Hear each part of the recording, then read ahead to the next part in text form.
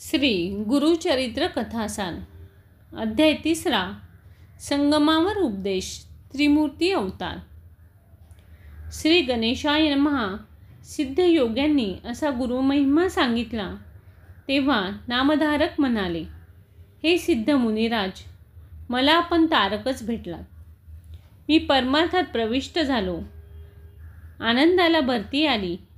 आता मला एवढे सांगा की आपण कोठे राहता, कोठे भोजन घेता, मी आपला दास होऊ का?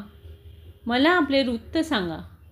त्यावर सिद्धांनी त्यांना जवळ येऊन म्हटले, ज्या ज्या स्थानी गुरु राहत आहे तेथेच मीही होतो। माझा आहार काय म्हणून विचाराल तर गुरुस्मरण हाच माझा आहार। गुरूंचा महिमा ज्यात आहे तो ग्रंथ मी नित्य वाचत असतो, तोच माझा आधार आहे। असे म्हणून त्यांनी नामधारकांना गुरुचरित्राचा ग्रंथ दाखवला आणि म्हणाले, गुरुचरित्राची थोरवी अशी आहे की भोग व मोक्ष, संसार व परमार्थ यांपैकी जी जी इच्छा असेल ती गुरुचरित्राच्या वाचनाने पूर्ण होते। जे एक सप्ताहभर भक्तिभावाने हा ग्रंथ वाचतील त्यांच्या इच्छा पूर्ण होतील। ग्रहपीडा, रोगपीडा होणार नाहीत, संतती प्राप्त होतील, बंधनातून मुक्ती मिळेल, दीर्घायुष्य मिळेल, सर्व पापे नष्ट होतील। नामधारकांच्या मनावर त्या बोलण्याचा फार प्रभाव पडला। ते म्हणाले, आपण मला साक्षात्कारी गुरुमूर्ती रूपच भेटलात। गुरुचरित्र कानांनी ऐकावे असे माझ्या मनात फार होते, मला ते श्रवण घडावे। सिद्ध मुनींनी त्यांना आश्वासन दिले। त्यांना ते स्वस्थानी म्हणजे भीमा व अमरच्या नद्यांच्या संगमावर घेऊन गेले। तेथे ते नामधारकांना म्हणाले, वत्सा, तुम्हाला गुरुची ओळख पटली नव्हती म्हणून तुम्हाला चिंता आणि कष्ट भोगावे लागले। गुरुमूर्तीची ओळख होण्यासाठी आपले आचरण चांगले पाहिजे आणि दृढ भक्ती पाहिजे। होय महाराज, मी संसार सागरात बुडालो आहे, तापत्रयाने त्रस्त झालो आहे, अज्ञान जळाने बुडून गेलो आहे। मला ज्ञान नौकेत बसवा, कृपेचा वारा घाला, मला पैल तेरी न्या। असे म्हणून त्यांनी सिद्धांच्या चरणी मस्तक ठेवले। सिद्धांनी त्यांना आश्वासन दिले आणि उठवले। म्हणाले, उठा, चिंता करू नका, मी तुमचे साकडे फेडेन। अविद्येच्या मायेने वेढून तुम्ही मनाशी म्हणत आहात की गुरु खरोखरच मला काही देतील का? संशय मनात आहे ना, म्हणूनच तुम्हाला दैन्य आले आहे। संशय टाका, गुरुकृपेचे सागर आहेत, ते तुमची उपेक्षा करणार नाहीत। मेघाप्रमाणे ते अपार देणारे दाता आहेत। पाऊस सर्वत्र पडतो, पण उथळ जागेत पाणी साचत नाही, खोल जागेत राहते। गुरुकृपेला जो जास्त पात्र असतो त्यावर विशेष कृपा होते। गुरूंना 2 हात जोडून व मस्तक लवून नमन केले तरी पुरेसे होते। कल्पतरू कल्पने इतकेच देतो, पण गुरु कल्पने पलीकडचे देतात।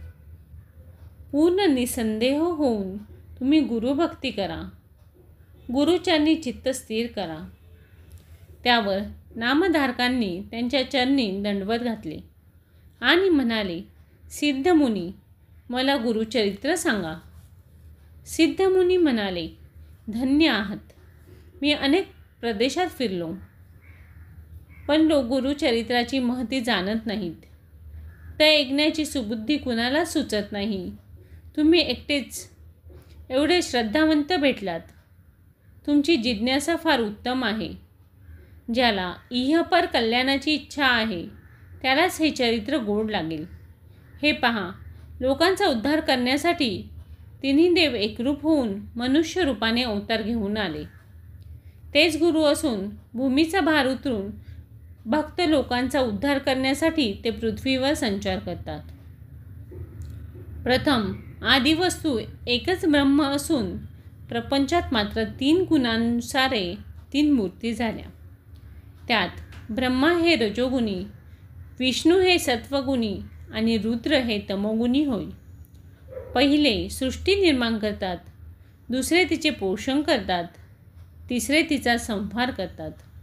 हे जरी 3 असले तरी एकमेकांपासून भिन्न नसतात. तिघांचे कार्य एकच, ते म्हणजे ही सृष्टी चालवणे.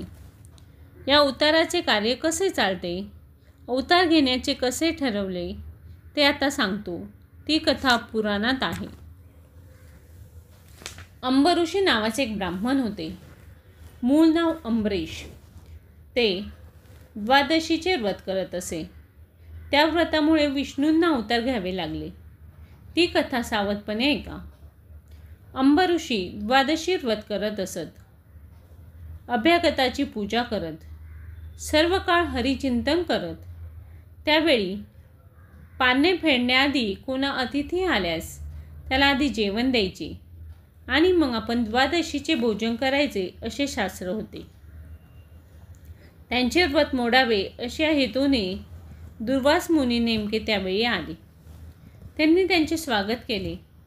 त्या दिवशी द्वादशी तिथी 1 घटकाभर होती. पारणे करायचे तर त्या वेळात अन्नग्रहण करणे प्राप्त होते. दुर्वास ऋषी जेवणापूर्वी नदीवर स्नानास व देवतार्चनास गेले. द्वादशी थोडा वेळ आहे, तरी लवकर परत यावे अशी अंबऋषींनी दुर्वासास नम्र विनंती केली. पण दुर्वास काही वेळेच्या आत परत आले नाहीत.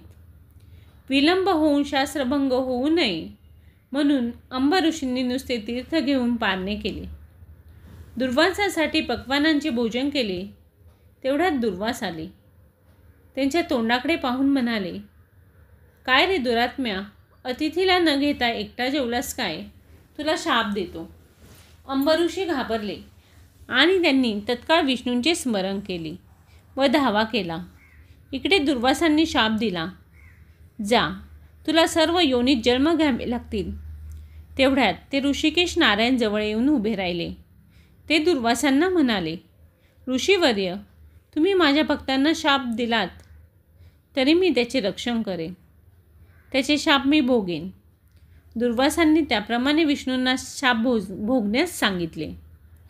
कारण त्यांना भूभार हरण करण्यासाठी विष्णूंनी अवतार धारण केले पाहिजेत हे माहीतच होते. विष्णू म्हणाले, मी लक्ष्मीसहित अनेक अवतार घेऊन दुष्टांचा नाश व संतांचा आणि देवांचा उद्धार करेन. दुर्वास म्हणाले, तुम्ही विविध स्थानी आणि विविध योनीत मिळून 10 वेळा अवतार घ्या. त्याप्रमाणे विष्णूंनी मत्स्य, कूर्म, वराह, नरसिंह, वामन, परशुराम, राम, कृष्ण, बुद्ध असे 9 अवतार घेतले आणि पुढे 10वा कल्की अवतार होणार आहे. या अवताराची कथा भागवत पुराणात वर्णन केली आहे. देवांचे अवतार कार्यासाठी होतात. ते कधी प्रकट होतात तर कधी गुप्त रूपाने फक्त ज्ञानी लोकांनाच कळतील असे होतात. नामधारकांना सिद्धमुनी म्हणाले, आता आणखीन एक गोष्ट मी तुम्हाला सांगतो. अत्रि ऋषींच्या आश्रमात अनुसूयेचा पुत्र म्हणून तिन्ही देवांनी दत्त रूपाने कसा अवतार घेतला त्याची ही कथा आहे. देव कपटाने वेषांतर करून अनुसूयेचे सत्व पाहण्यासाठी आले होते, पण तिच्या पातिव्रत्याच्या प्रभावाने त्यांना बालकांचे रूप प्राप्त झाले. याचे ते विलक्षण कथानक आहे. नामधारक म्हणाले, पण हे अत्रि ऋषी कोण? त्यांचा जन्म कोणापासून झाला? देव वेषांतर करून का आले? सारे काही मला सांगा, माझी उत्कंठा वाढली आहे. तेव्हा सिद्धमुनी म्हणाले, हे मी तुम्हाला 4थ्या अध्यायात सांगेन. श्री दत्त जन्माची कहाणी मी तुम्हाला 4थ्या अध्यायात सांगेन. 3रा अध्याय समाप्त. धन्यवाद.